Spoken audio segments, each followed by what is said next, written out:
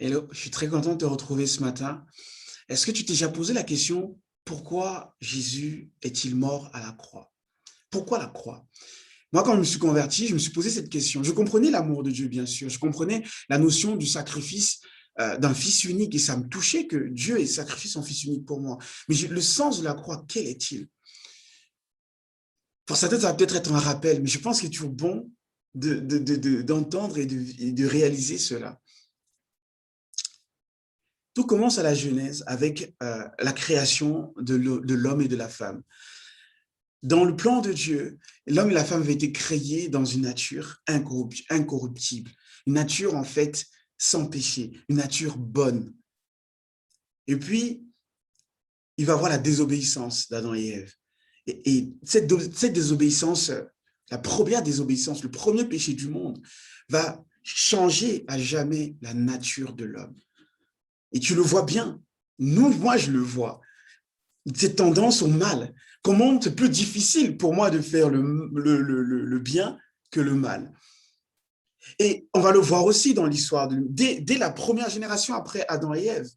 Caïn et Abel, le meurtre va s'introduire dans l'humanité. Et puis face à cela, Dieu va chercher des solutions. Beaucoup de solutions qui ne marcheront pas.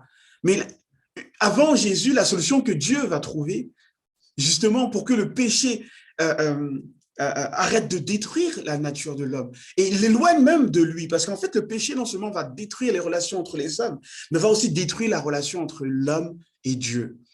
Et pour arrêter tout ce massacre, pour arrêter tout cela, il va mettre en place un système de pardon de péché, un système symbolique. À l'époque, un homme devait tuer un agneau pur et sans tache. Et l'agneau, en fait, pur et sans tache, symboliquement prenait le péché de l'homme qui le tuait, ou les péchés de l'homme qui le tuait, et ainsi, le débarrassait en fait de ses péchés. Et il se retrouvait ensuite pur. Mais cette action coûtait à l'homme. Mais c'était une bonne chose. Dieu pensait que comme c'était un sacrifice pour l'homme, il pécherait moins, et le péché s'éloignerait, sortirait. Mais en fait, ça a été l'inverse. Ça n'a pas marché. Et c'est là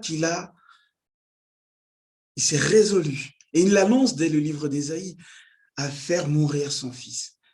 Il était comme cet agneau sans tache, parce qu'il n'a pas péché. Il n'a pas désobéi à Dieu de tout son parcours, de tout son temps sur terre. Mais c'était le Fils de Dieu.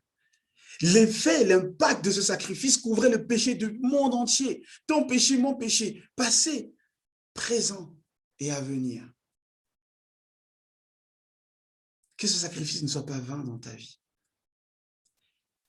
Si tu ne le connais pas, je t'en conjure, ne rends pas son sacrifice vain pour ta vie. Il a fait ça pour que toi qui ne le connais pas, tu puisses avoir de nouveau une relation avec lui. Et si tu le connais, c'est pareil. Ne rends pas vain son sacrifice dans ta vie, parce que s'il a fait ça, c'est pour que tu puisses vivre une réconciliation avec lui. Travaille chaque jour à cette réconciliation.